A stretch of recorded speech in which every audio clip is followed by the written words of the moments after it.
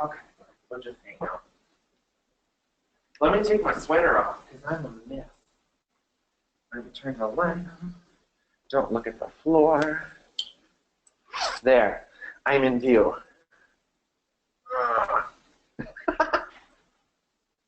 Good morning, or afternoon, or evening. Definitely a different time for some people. Oh, I don't have the mic on. There was no water in there. But I feel like there was water in it. I need just a little piece of interface. Okay. Do you have the lining by you, right? Yeah. Okay. Just throw it here, and then in a minute we're gonna look kind of at what's left. Let's move this back because I'm gonna work right here. There. Is there sound now? Good morning. Good morning. Welcome to wrap-up day from the men's tunic stuff. I was gonna say men's tutu class, which is it's kind of like a men's tutu class. We were too busy getting a fun sale ready for patterns, so I didn't clean off my table. Actually, Rachel did all the work. I just sat around like usual. Let's see. What we're going to do today is I wanted to show you some simple things to making cuffs easier on our blousey sleeve that's going to end up eventually on our sugar plum prints. And then I'm going to show you a little bit more sleeve unit stuff. And then we're going to also finish connecting the fashion of our Snow King to its lining. So those are the goals for today. And the first thing that I want to look at is dealing with this big blouse. Here, throw this one just with the other cuff so we don't lose it. Or is that the fabric? Oh no, that's a sleeve. Okay. We're going to look at this big blousey sleeve a little bit first, just because we've got some stuff to make making these kind of things easier. So we have got our sleeve that's going to fit into the jacket. It's got an underarm seam, and then it's going to have this really blousey business going on at the guy's cuff. And we made the sleeve longer so that it puddles up on his cuff.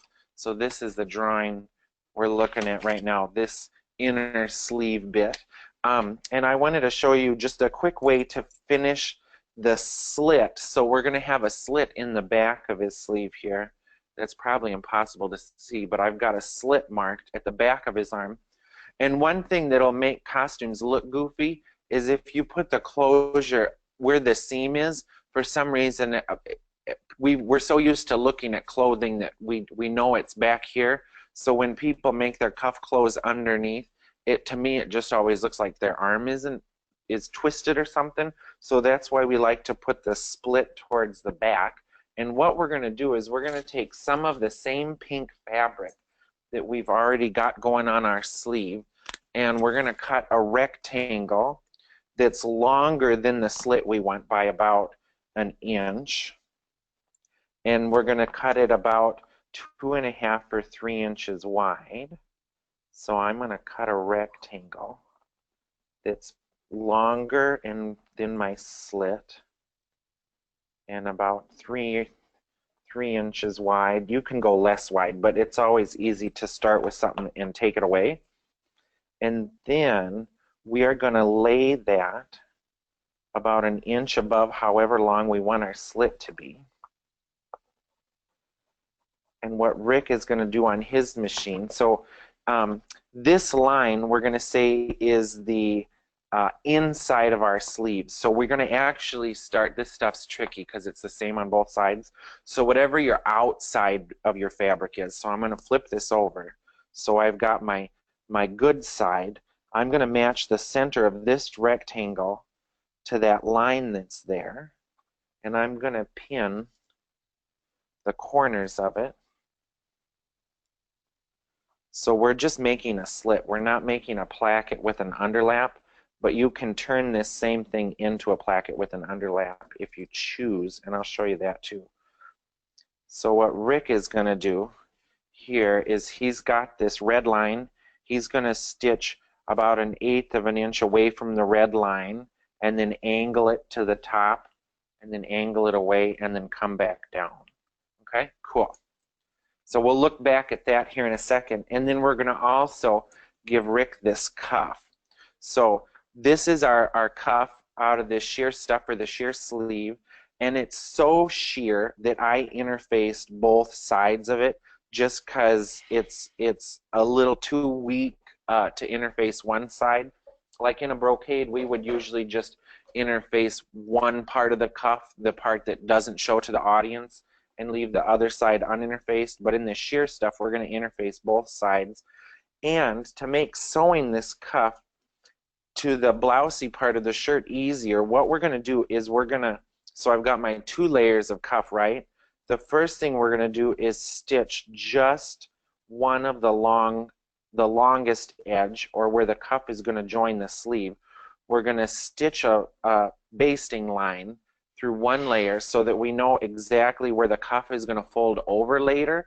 And then when we stitch our short edges and the hem edge and the other short edge of our cuff, that one layer, we're going to stitch it down already. So when we stitch this, we're going to stitch one part of the cuff folded down on both sides, so that after we get our gathered part on this and flip it around, we already have a nice edge to make nice intersections at the top.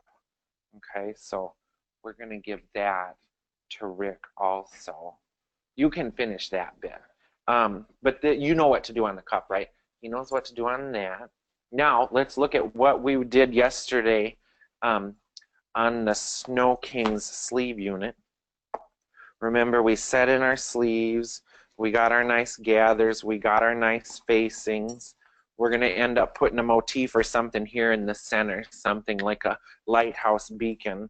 And then you can use the same ideas in the sleeve unit, and you could draft the top of this to look like a shirt, or, you know, like a dickie, a standing collar. What you decide what elements you think would go on the coat or the vest versus what you could hook to the sleeve unit. But I finished my other side, and remember, we understitched the neck edge. And if you wanted to beef the neck edge up, you could put a skinny piece of twill tape in there when you're understitching it or seam binding.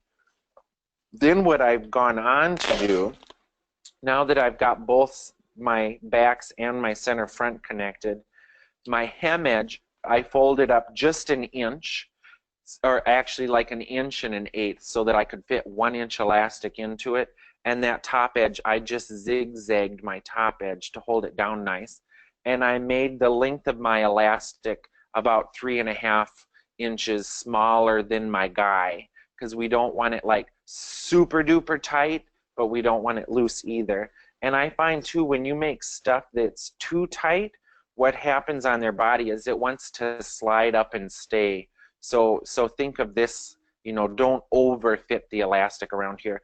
And this you can also, if he has tights with suspenders, you can put a button loop on the side seams of your sleeve unit, put the tights on, then put the sleeve unit on, and figure out where on the gentleman's tights to put 2 buttons, because it won't be at the waist of his tights, because the waist of his tights is probably super high. But if you're going to button this to his tights, you'll want to reinforce the tight with like a little disc of felt on the inside, zigzagged in, and then put your button on that. Otherwise, if you put a button right to the lycra, it'll rip out.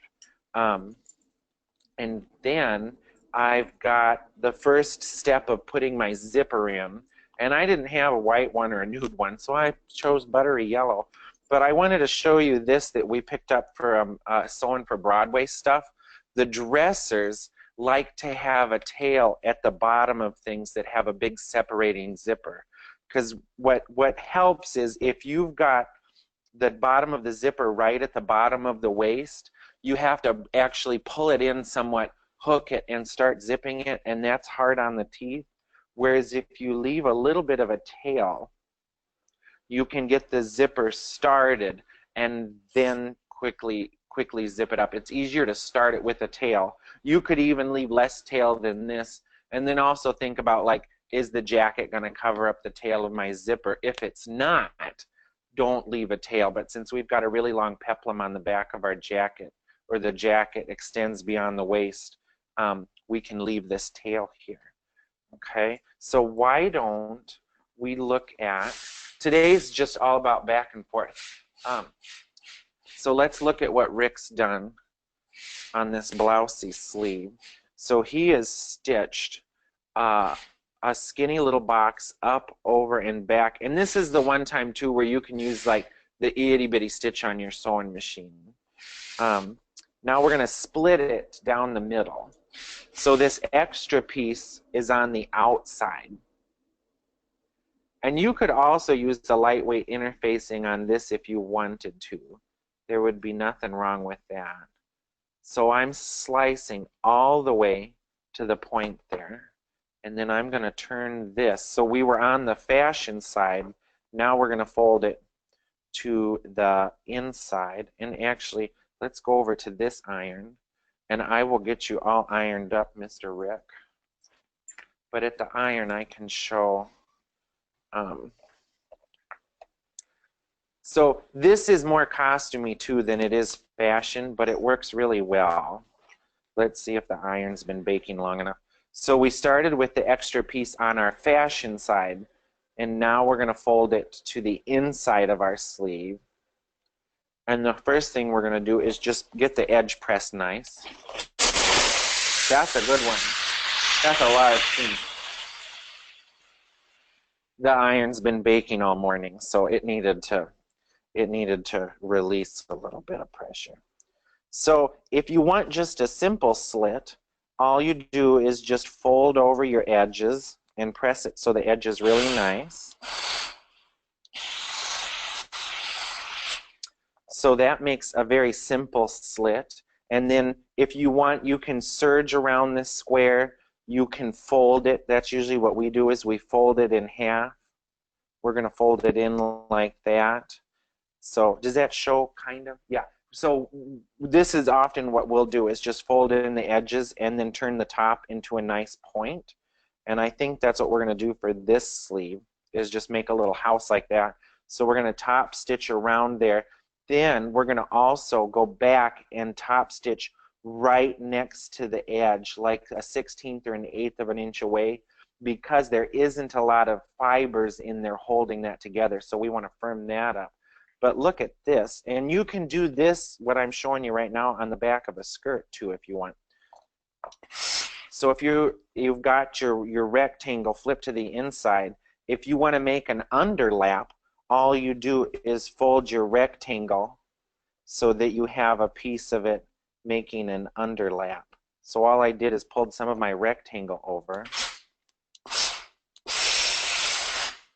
Oh, did I melt this? No. Watch your iron. So you can fold. I didn't totally melt it. Just use a piece of this to get my corner. So by folding that over, see there, this will be really hard to see. I've got my seam in the slit, but by folding that extra chunk of rectangle over this slit, now when it matches up, I have an overlap and an underlap without having to put a bias placket in, or like a men's shirt placket. So I think, listen to the dialogue on that and play with it, but I think that should make sense. But not, maybe I shouldn't iron it the second time.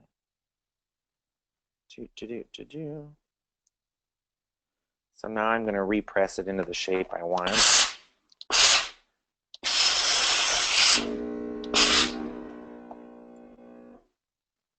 I kinked it permanently. This is nice polycrapelon, but we like the color for what we're doing. So I'm folding my edges over. I'm going to give that a press. And then I'm going to fold my top. I'm going to kind of miter the top of this. And give that a press. Okay, so what Rick is going to do now is, come on over here. He's going to stitch I scrunched it. That little piece of pink melted. I'm whispering like they can't hear me, but I have a microphone. just stitch the outside edge of that so Okay. it's like a little house, and then stitch right on the inside. So this now is on the inside of the sleeve. Then the next thing he's going to do is French seam this together. So he's going to put the wrong sides together and stitch 1/4 inch, trim a little bit away, then flip it the other way and stitch 1/4 inch so that we're making a French seam. Then we'll gather the bottom into our cuff. That's perfect. So now, so then you can run 2 gathering stitches in it after you've done that. So now see what he's done on the cuff is he's put a stitch here just so we can see what's going on, and then we've left this little bit folded down so that when we put this side of the cuff on, it's going to already be laying nicely to make up nice corners and stuff. So I'm going to go ahead and trim off some of the extra. So we're just going to trim off about like down to 1/4 inch, and I'm going to cut across the corners. And then I'm going to turn this inside out and press it so that it's ready to get the gathered stuff.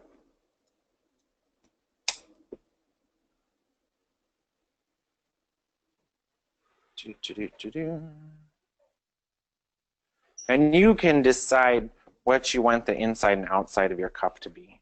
Like generally, if we're not interfacing both layers, we try to have the interfacing end up against their skin, but it doesn't really matter. So now, you turn this sucker down. I think this one's dying too. It's on low, but it's freaking hot. Next week, Amazon irons, they're coming. So now we've already got this edge folded down instead of having to try to figure out how to fold it later.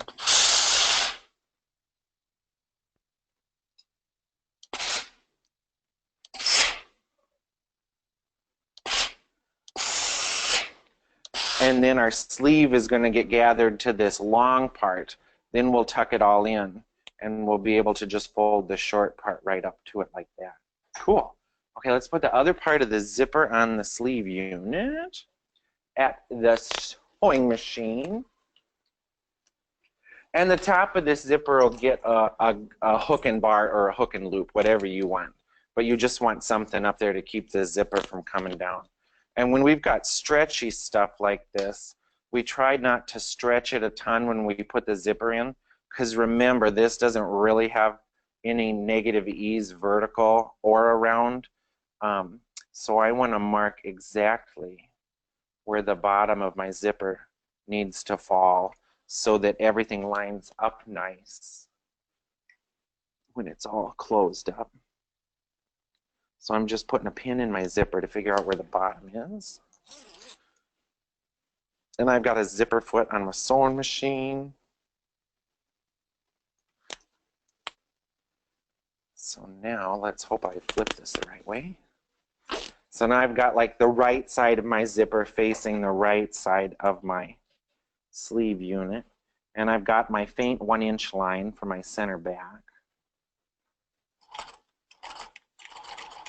And kind of, so we're just doing a zipper that butts up together. We're not doing like an invisible zipper or a lapped zipper or anything.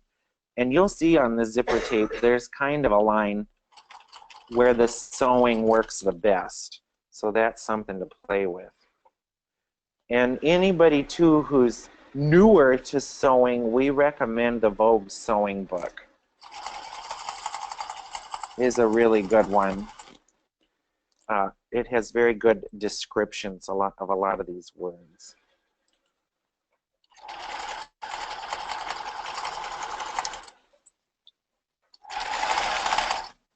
So now I'm just trying to get the bottom of my lycra to match where the bottom is on the other side. And I'm ending up easing just a tiny bit on so that it matches from one side to the other. And we're going to cut that out. And we're going to put another stitch right next to it through the zipper tape, about a 1/4 inch away from our original stitch, to hold everything nice. And then on the underside, I'm making sure that I'm keeping the mesh out of the way of the teeth.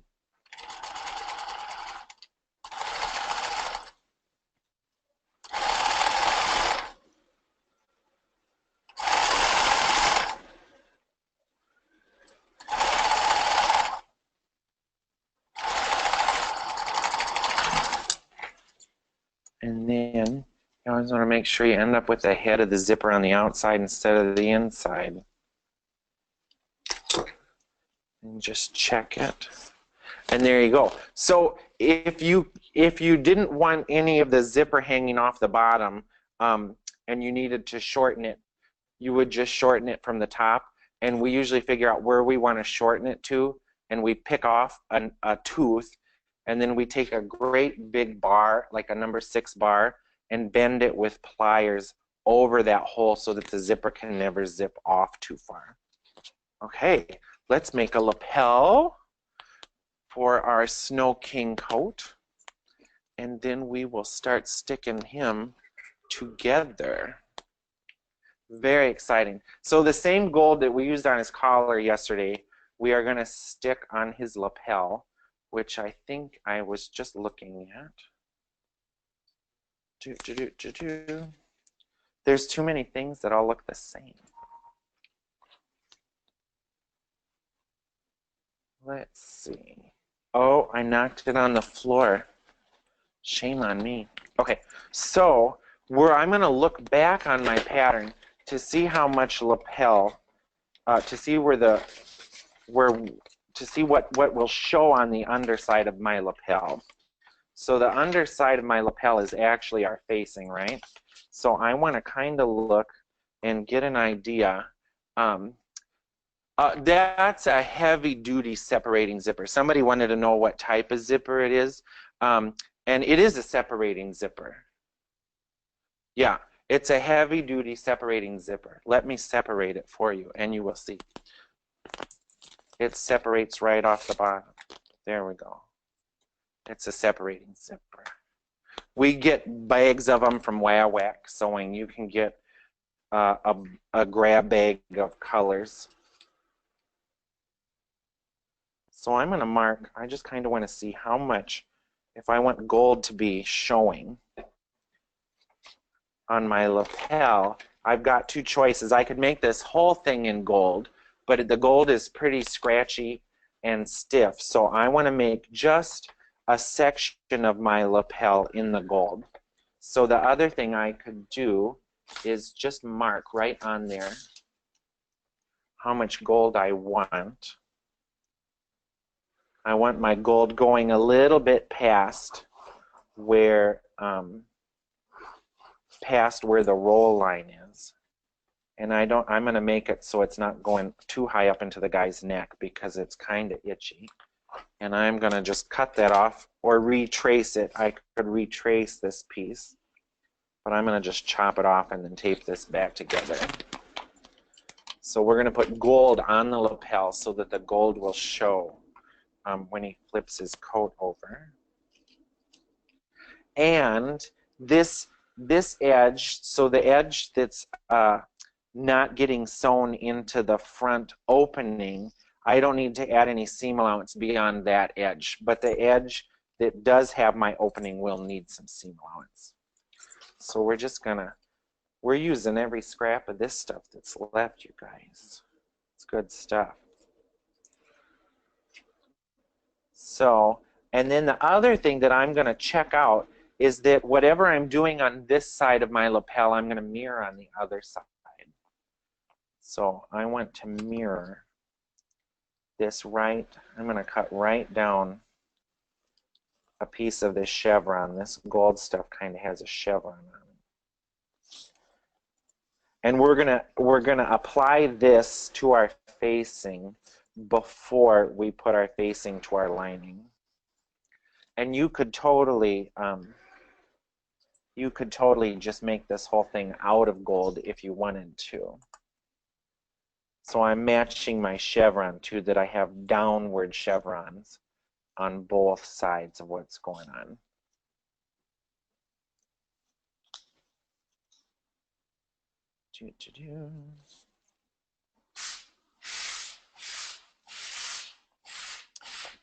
that. So I need seam allowance on my inside edge. And I'm going to do the same seam allowance that's already on my facing. And my facing will get hooked to my lining.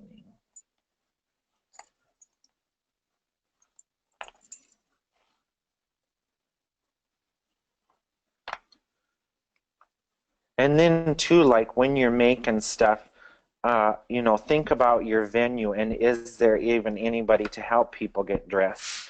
And think about that with your design too.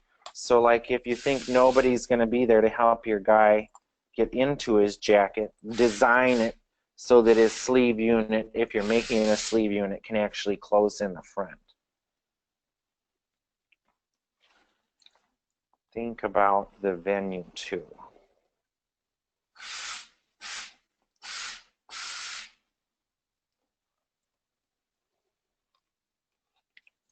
Okay, so now we're going to apply this gold right to our facing. And then we're going to hook our facing to our lining. So this outside edge, if you want, you could serge it. I'm going to just zigzag over it to lock all that stuff in.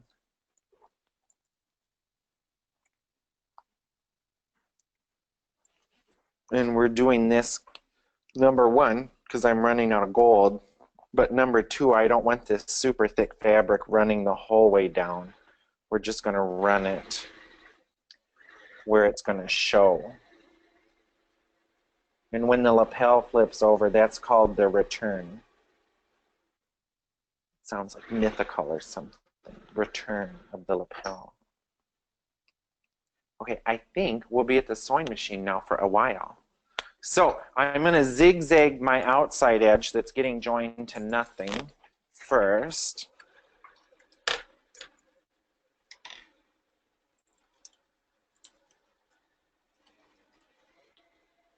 With a zigzag.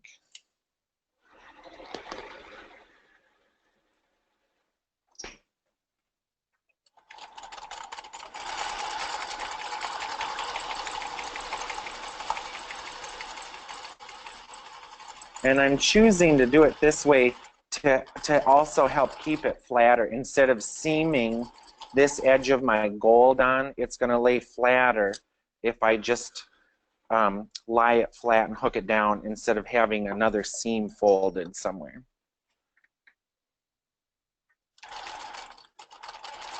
But every project will have different things going on, so you just kind of pick and choose.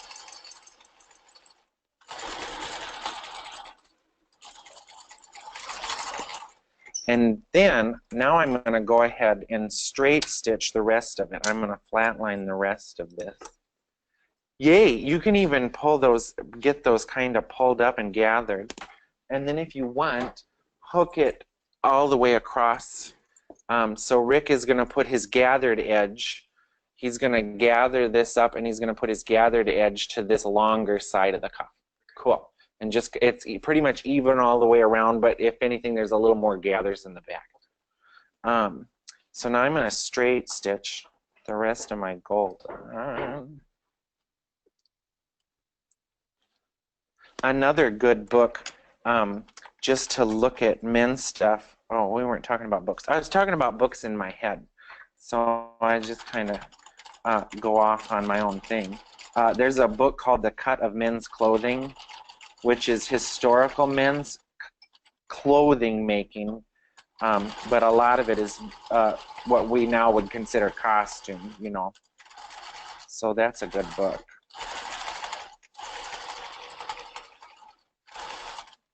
The Cut of Men's Clothes, that we get ideas from that one. Reigning Men, we get a lot of ideas from that great big book, Reigning Men.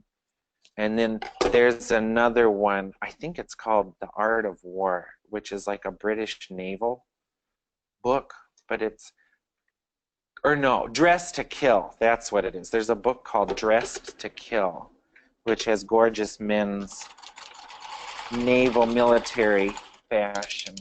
but you get some good ideas from it for handsome princes and stuff.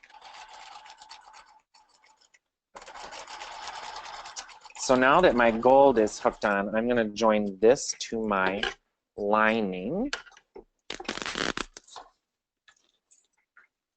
So we have our expansion pleat that we made yesterday, and then we've got our side backs put on, and now I'm going to put my front lining to my fronts.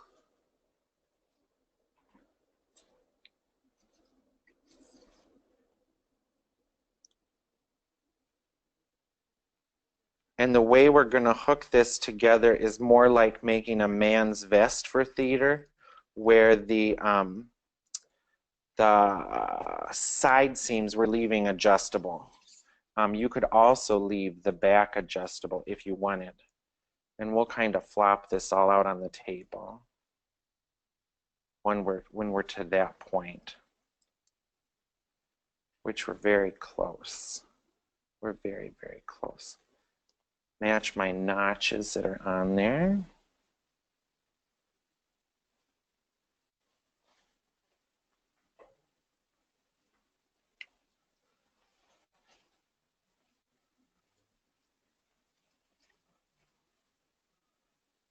And there's a lot of curves going across this, so I'm trying not to make anything twisted or weird by kind of like looking to see how I'm going, if I've got too much lining or too much vest.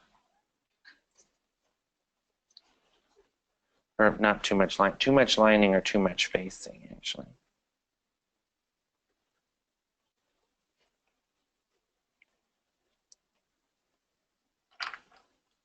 And I'm going to just get one side of this done.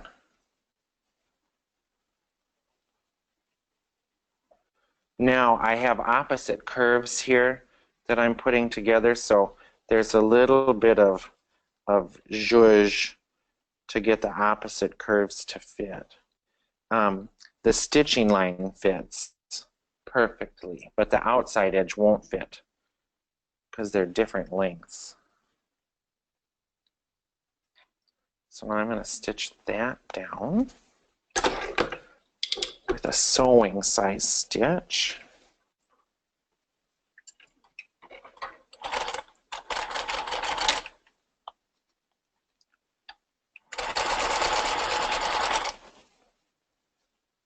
There's a bakery below our studio. It smells so good right now.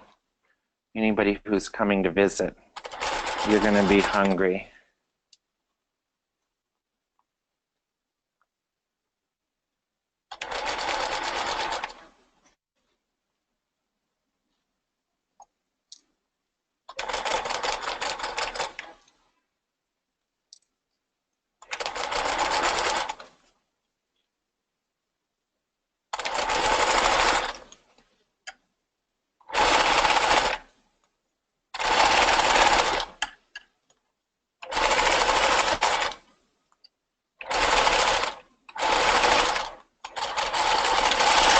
And then when I've got a facing like this with lining, I like to put another stitch. I like to top stitch the seam all towards the lining. So we're not really understitching the seam allowance.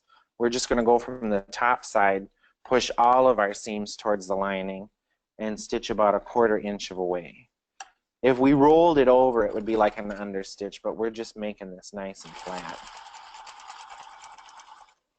And I can make it flatter by looking at what I'm doing at this step rather than ironing it first. There are times when people iron and press a crease in and then sew a crease in. But so when I'm pushing seam allowance, I usually like to just use my hands and my eyes to do that.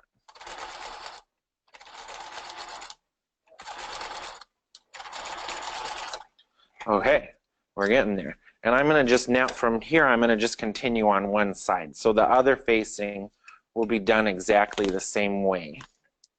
But I'm going to just work now on this side.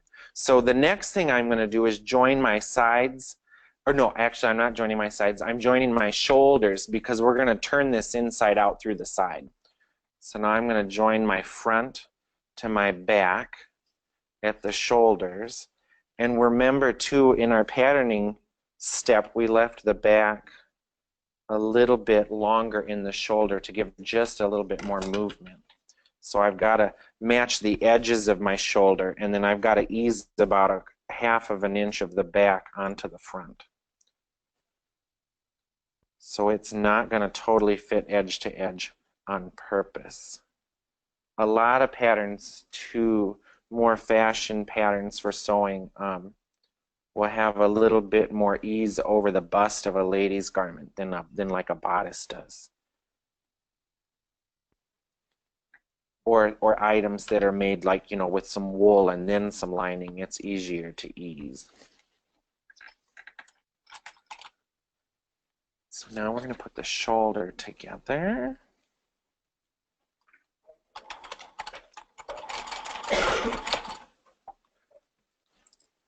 We pushed Rachel too hard yesterday. Her voice is gone again.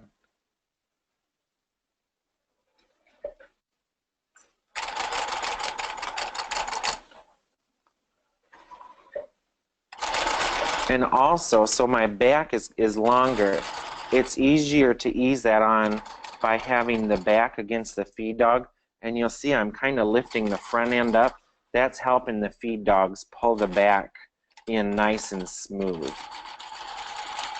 So I've let the feed dogs, so there's an extra half an inch in the back that I was able to get in there with no puckers or anything by letting the feed dogs help me out.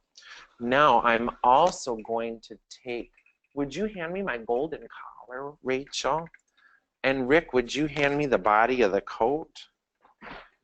We're gonna put lining to the collar now, and I'm just gonna use a chunk of lining from the scrap pile. Thank you. So we're gonna line the collar quick. Oh, that's a good sound, isn't it?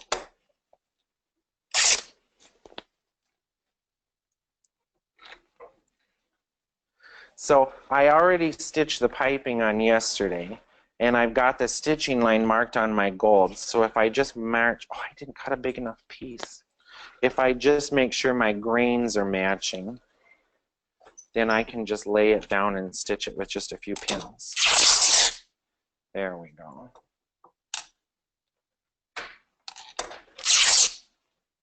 Worst sound in the world.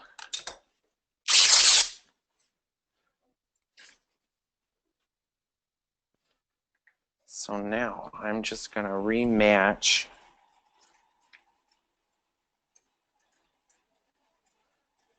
get my grain looking good. Sink a few pins into this to hold it down. And actually, since I've got piping in there, I'm going to have more luck by putting my piping foot back on so that I can keep all the intersections just right.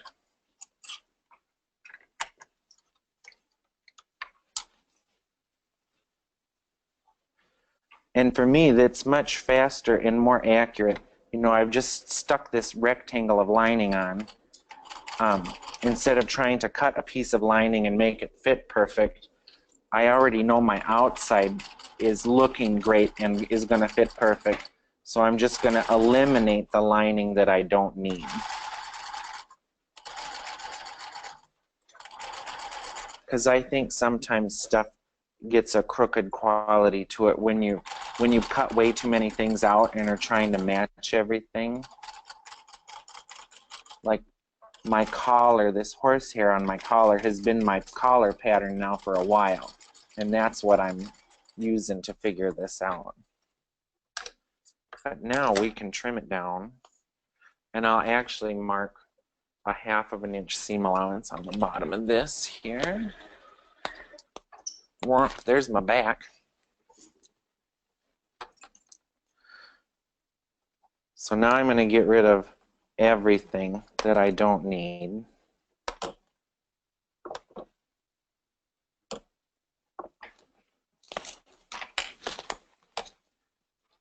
in both my lining and these layers that I've got going together here for my fashion.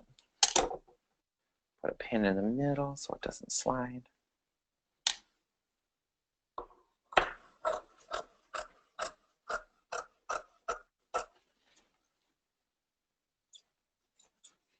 It's like trimming a hedge. We're just working until all we have left is our beautiful collar, which I keep dropping on. Now the top edge, I'm going to trim to about 1/4 of an inch, and then it is going to get some clips, some pie slices or wedges cut out of the curve, because it's a concave curve and it needs pie slices taken out of it. Now, normally something like this you could also grade, but I've got super duper thin lining, and also by not having the horsehair canvas or my interfacing bit go into the seam allowance, I've already made my seam allowance less thick, so you can decide how much trim crazy you want to get with that by how much you've put into the seam allowance.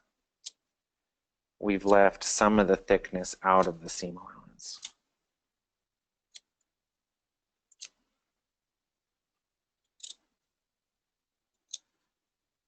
Oh, I'll press this real quick. We don't need to move the camera. So I'm going to just lay my lining down nice and give this a quick press, or a blasty melt of steam.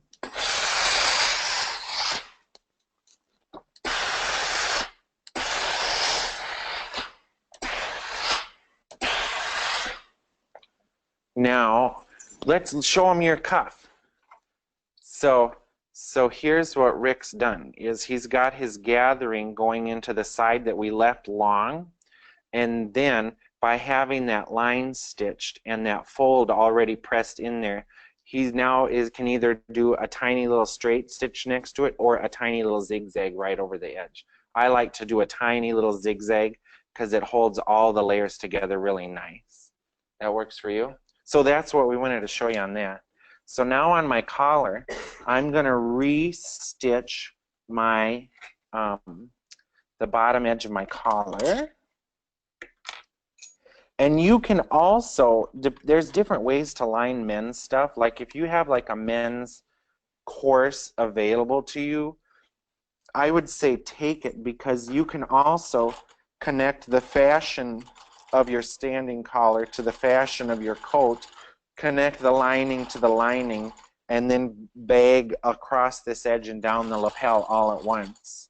But we're doing it a little more costumey by connecting it. We're going to connect this to the coat first and then put the lining in. And that's what I'm going to do now, is connect this to my coat. Ooh, that looks good.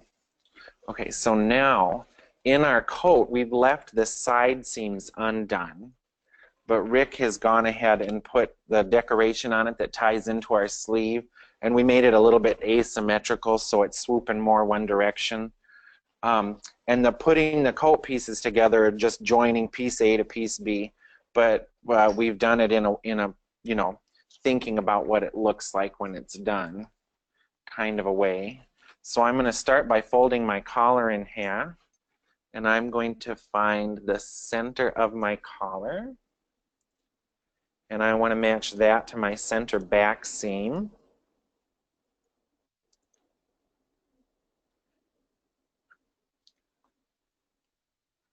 And now we will start beginning into some thickness, because we've got a couple layers of twill here and there folded over.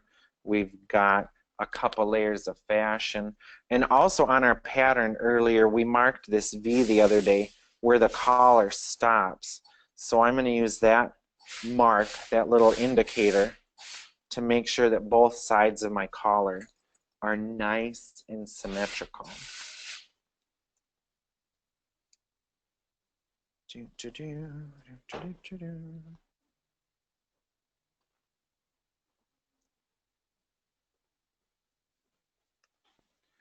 That's beautiful.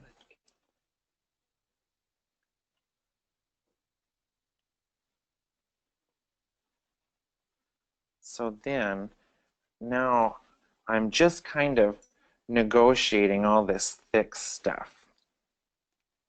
But another reason too why we like to have the stitching line, and in this case we like to pin with the line so that we can see that, like, yep, we've matched everything that we're supposed to match, rather than hoping we've matched what we're supposed to match and having to rip it out a few times.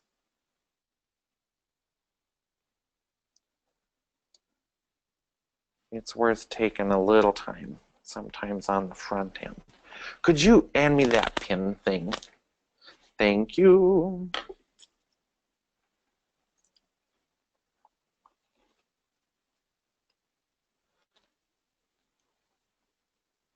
I kind of got a nose whistle going. I hope the mic doesn't pick it up.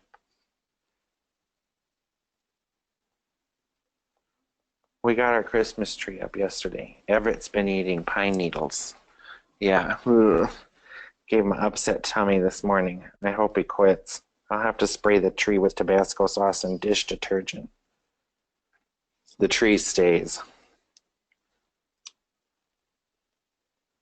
So now I'm just, it might, when you're doing this, dealing with this thick stuff, you might feel like something doesn't match or is too short or too long, but if you just kind of keep working at it, it should start to lay together. And now I'm going to sew this on, but as I go across my shoulder seams and my center back seam, I'm being aware of what's going on underneath as well as what's going on the top. And if you're thinking about making loads of these, you could also, down the line, think about getting an industrial machine, because some of this thick stuff is sure a lot easier on a sturdy machine. You can really press and push without messing up the timing or the stitching. I keep checking. Oh, I've almost got a seam folded the wrong way, so I'm going to fix that.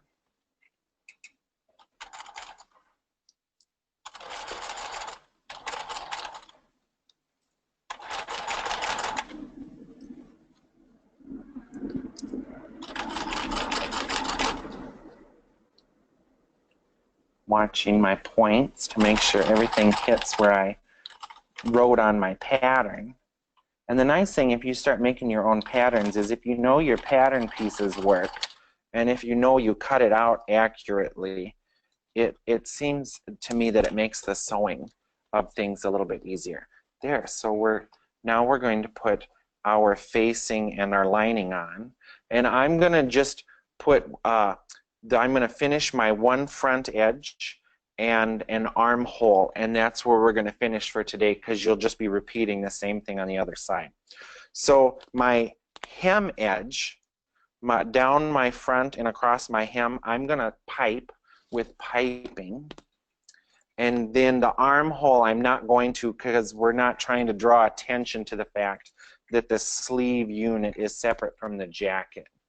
If we piped the armhole, it would kind of be a little indicator that that it's two different things together. But on some stuff, actually for some Merry Widow costumes, I redid for the Joffrey, we piped that because it looked kind of military. So you've got options. So now, again, I'm going to just make my piping as I lay it down. And like we did on the collar and on the bodices, I'm not going to run my piping into the seam allowance. I'm starting away from my seam allowance inside the garment so that I have one less thick thing to deal with. And I'm making sure that the stitch line that I'm making my piping with is hitting the stitch line of my jacket. And to turn this corner at the point at the bottom, I'm going to stitch up to the point, and then I'm going to clip into my piping only. And my point is where the dart is, so it's really easy for me I can use the dart to see where I've got to cut my piping. So I clip my piping so that I can turn the corner. And I like to actually start turning the piping as I sew up to it, so that it already wants to start making a nice corner. Then I'm going to lift my foot and rotate my whole vest jacket front here. And if you can teach yourself to put your piping on as you go, you can like pre-make the piping, but if you can lay it down nicely without pins, you'll save a lot of time. And we've run into in classes where people put so many pins in the piping that they've felt like they're probably putting it on more accurate, but by the way they've pinned, they've actually shrunk the piping or shrunk the bodice, and then you end up with all sorts of annoying bubbles going on. Whereas if you can just kind of like be one with your machine. I don't even know. This is from the WAWAC catalog. It's cotton cording, and I think it's 1/8 of an inch. And the number on the tube doesn't actually match the number in their catalog. We like it. We kind of use this size for just about everything.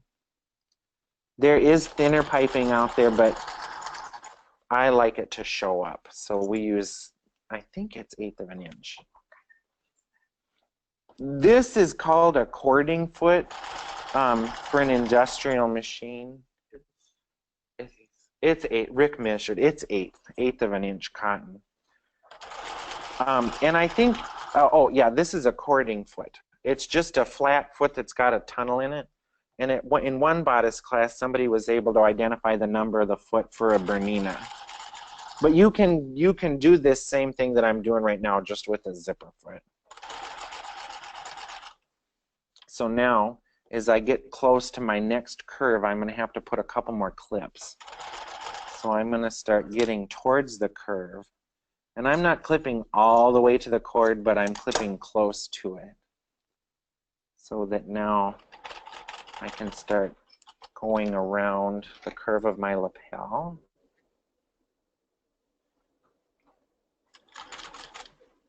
And same thing, I want this to end right a smidge before where my collar is, so that I don't have a super thick lump to try to deal with later. So I've pulled my piping out of the way, and I've actually continued sewing a little bit onto the collar to start to make this all kind of want to join together. Now I'm going to put my facing on. What do you bet I put the piping on the side that doesn't coordinate with my lining or my facing? How stupid would that be? I did. So actually, give me that piece, the gold. So do you guys see what I did? I piped the wrong side.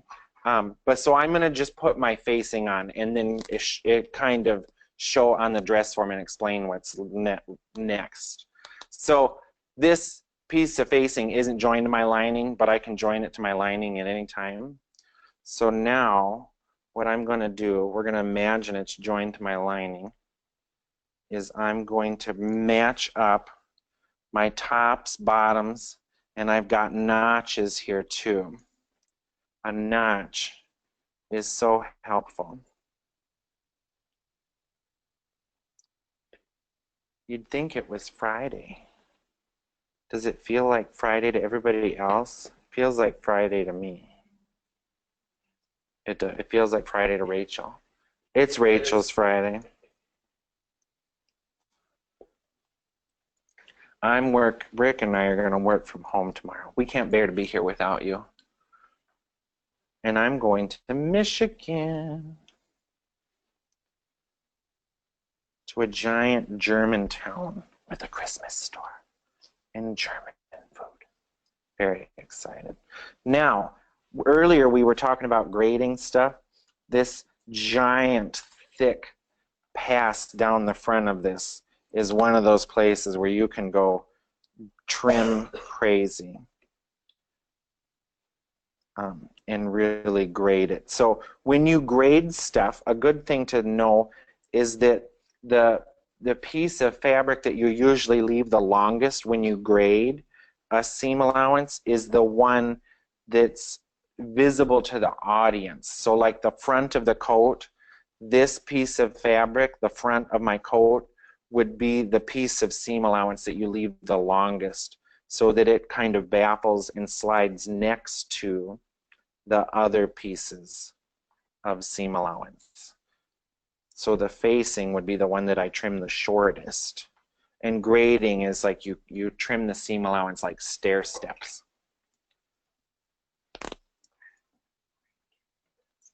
Yeah, who wants to know? Maybe they'll meet me there.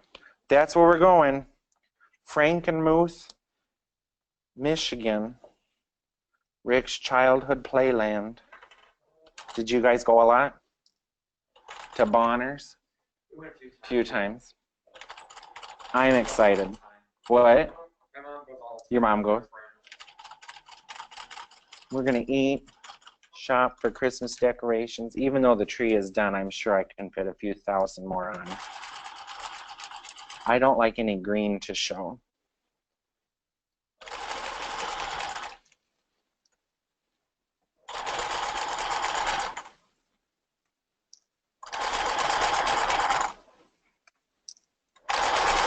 So we'll just imagine that this is the side that had the lining on it. We can use our imaginations.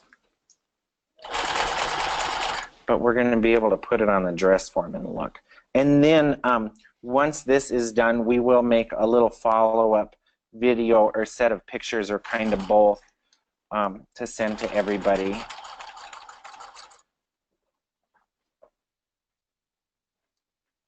So I'm just, even though I've pinned this, I'm always looking to see whether or not my intersections are doing what I want them to do. And then if they're not, kind of think about like, why might they not be, instead of, you know, ripping it all apart first, you know.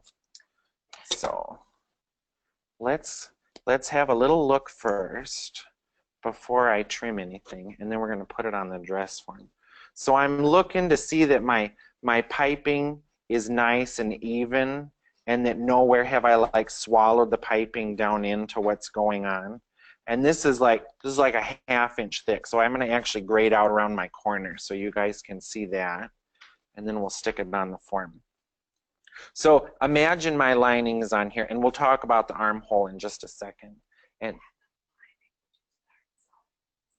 yeah, had I actually piped the right side of my vest, I would start, that's a great question. I would have started right here, stitched across my lining, around my facing, and around the whole front. So you would go from the hem up around the neck and back to the other hem. And I'll point that out again when we're on the dress form. So now I'm going to grade part of this. So my facing bit is what I'm going to trim the shortest. I'm going to trim my little bit of interfaced facing is going to get trimmed down to like 1/8 of an inch. If this weren't interfaced, I would probably leave it longer, because if it wasn't interfaced, I run the risk of it just ripping out. Now my little gold detail piece, I'm going to trim just like a 16-inch longer than that last piece. Rick, would you grab me a hammer out of the drawer, a mallet, an ironing hammer? Then, now the clips here are in my piping, and there's not going to really be a whole lot of stress on the piping. So that I'm going to trim just a smidge longer. Thank you. Yep. Not that I can really hammer on that ironing board. Then, the layer that I'm going to leave the longest, and this you just continue around the whole thing. I'm just doing an area. Then my actual fashion bit is what I'm going to leave a hair longer than the rest. And the reason we leave the fashion bit a hair longer than the rest is so that it will lay over these other kind of steps of seam allowance and soften them out, okay? But then in the corner, you're going to also go in, and this is a concave curve, or the back of a whale, not the tail of a whale. So if it's the back of a whale, you clip out wedges or pie slices. But if it's the tail, the curve in his tail, then you clip out just clips. You just slash. You don't have to cut out a wedge. Because the idea with the wedges is that when we flip this back the other way and they're laying over here now, you cut a wedge so that the edges of the seam allowance can lay towards each other to keep kind of the same thickness going throughout. Oh, that's much better in the corner. Okay, let's go to the iron and then the dress form.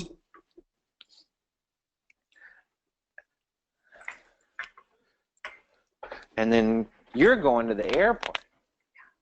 It's a retrieval. She's not going anywhere exotic. Not today.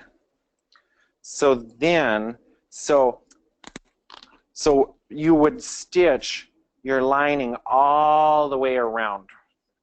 And we'll show that on the dress form. But then you're going to want to come here and you want to start pressing stuff and kind of finger press stuff a little bit first, because if you just heated this up a ton right away, you might actually press what we call a chicken lip into it. You know what I mean. When you press it and the edge isn't quite right, then it's hard to get that press out, or you know, you kind of creased it and it's there. And then in my thick part, I'm going to actually, where my awful intersections are, I'm going to kind of beat it a little bit and then press it again. Another thing you can do for the thick stuff is to just lay a big metal pattern weight on it and let it cool off.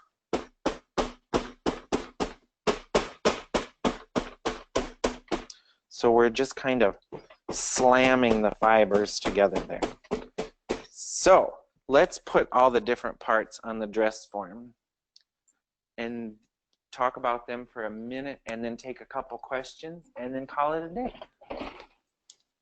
Because it's Friday. So the first thing to go on is going to be our sleeve unit, who will get another sleeve.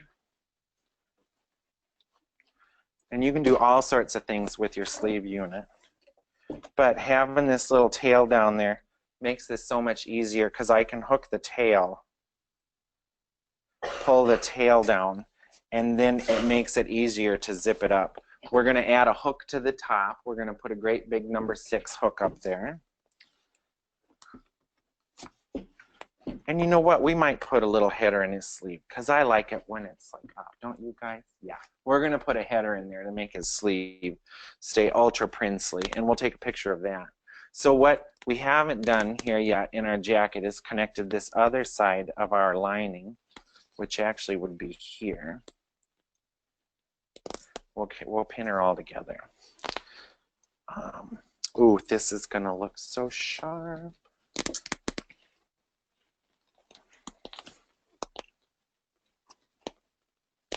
So I'm going to just pin my side seams together, and then we're going to talk about the armhole. A good thing, too, I talked to one gal a few nights ago. She's not taking this class, but she had some questions about man stuff. I told her to just go buy a Simplicity men's vest pattern and make a vest using the directions from the vest pattern. And then the report back was that she picked up a whole lot from that, because finishing the armhole and stuff, it's the same as you make a basic man's vest.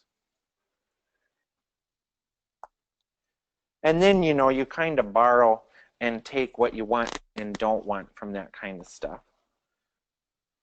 So let's get all of this hooking like it's going to hook.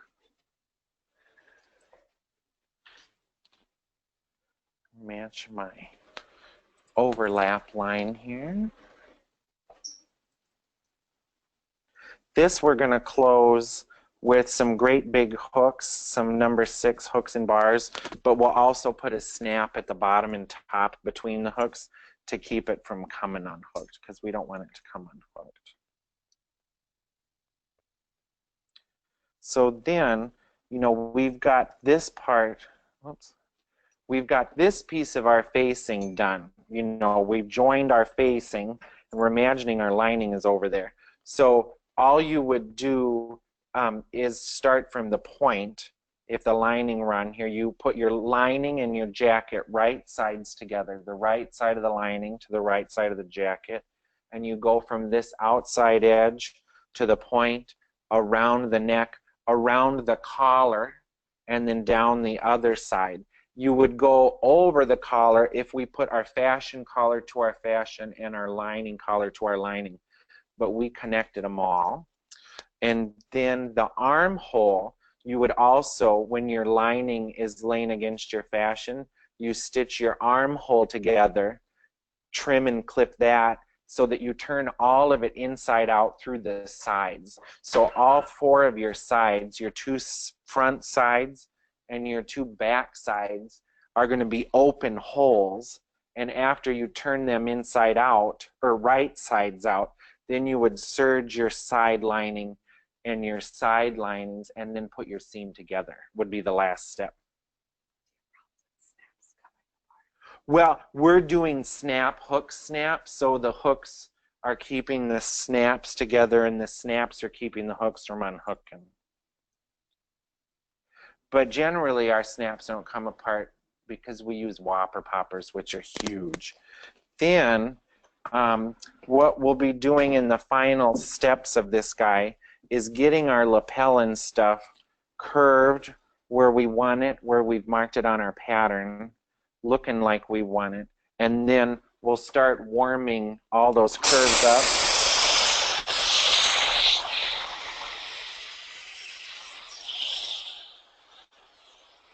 And let them rest so that they'll start to want to always stay where you've set them. Yeah, so after you bag your hem, the question was, do you serge the fashion to the lining on the side? The answer is yes. After you bag your hem edges around your neck and around your other hem, and same thing, you'll bag across your back, you'll bag across your butt edge right there, bag your armholes, turn it all inside out, and then you can serge your fashion to your lining. Some folks on one hole, usually a back hole, at Houston, what we used to do, we would serge all of it together, but one back side, we would serge the fashion and serge the lining so that we always had a hole that we could get inside.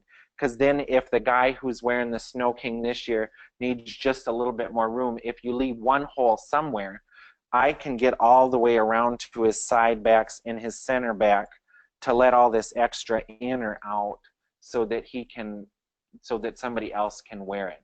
And it's your call whether you want to serge all this stuff on the inside or not. Generally, we don't, because stuff like this isn't going to get altered much more than the sides, and serging that just makes it thicker and it adds time to it. But if you think you're going to be adjusting every seam every year, go for it and serge it.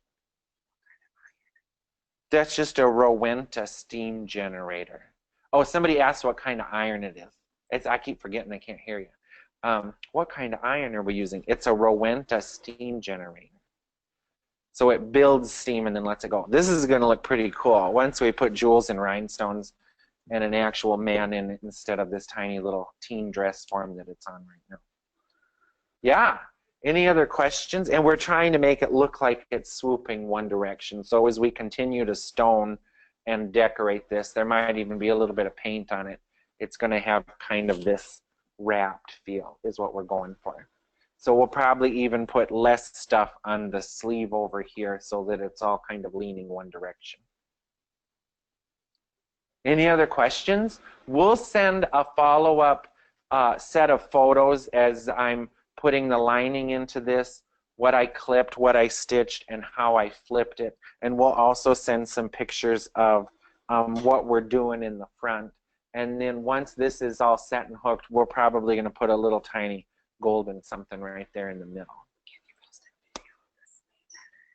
Yeah, we can do that. We owe everybody a Wendy bow and a sleeve header. So the sleeve header, we're going to make a little net ruffle with some soft organza or something that feels nice underneath it. And we're going to stitch this in the sleeve in a way to make the sleeve stay vertical like that. Oh, it's not here. Yeah, should I get that one? I'll get it. Oh, he has, never mind. There's a bunch of them right there. I thought they were in Florida already. Here's, thank you, Rick. So here's, this isn't the lead tutu though that the picture was up of the other day. This is the snow core. So he's their king, you know. So we'll work some more of these other bits that Rachel's got in her core into the king in a few places. And he'll probably wear ivory tights instead of white tights, because otherwise he'll have too much white going on. Like it'll look, yeah, so he's going to have pale tights. Any other questions? Look how pretty that's gonna be. I'm off to get my car registration figured out. The city of Chicago never entered it in their system, and I'm trying to get my new stickers, and I don't exist. Do I sound like the Target lady? When I'm upset? City of Chicago. Does anybody have any other questions? Let's look real quick at this sleeve. So, and I'll also take series of pictures as we finish our candy prints here. But you can kind of start to see how that blousiness, yeah, that's looking really good. This guy's like inches taller than I am. But we want all of this stuff to kind of puddle out of his green sleeve. There. Yeah, so that's what we're going for that. And there's more fluff at the back than there is at the front. Yeah. Well, it's in a whole bunch of pieces. Bring me that pile, and I'll just put this sleeve on it. So we'll take photos of putting the rest of him together, but he's much more basic. He's much more basic than the Snow King. As far as the steps and stuff. He's like a simplified version of that. But let me see. I can put the sleeve on. No? Do you see more of this on my table? No, here it is.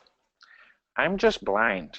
Of course, it's not the sleeve that goes with the arm I've got.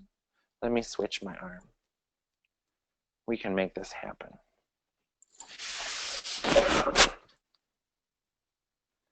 And then another thing too, when you've got like this oversleeve and an undersleeve, if you're thinking about design practicality, what's nice is you can start with a tuck in this sleeve, cut it super long and put a tuck in it, so that you can raise and lower it over time if you've got a tall guy and a short guy from year to year. But so this is going to be, it's going to happen. It needs a lot more little pieces of candy and trim and stuff. But, so this is going to be our handsome. Yeah, that looks all right. This is going to be our sugar plum king, prince, cavalier, steward, whatever you want to call it. But that's a nice sleeve. This sleeve belongs on the other arm, though. You can see this is the full part. Is that it? We're signing off. Captain 11 out. That would just be you and I who know who that is. Amy Voog know who Captain 11 is? She might. Thank you, everybody.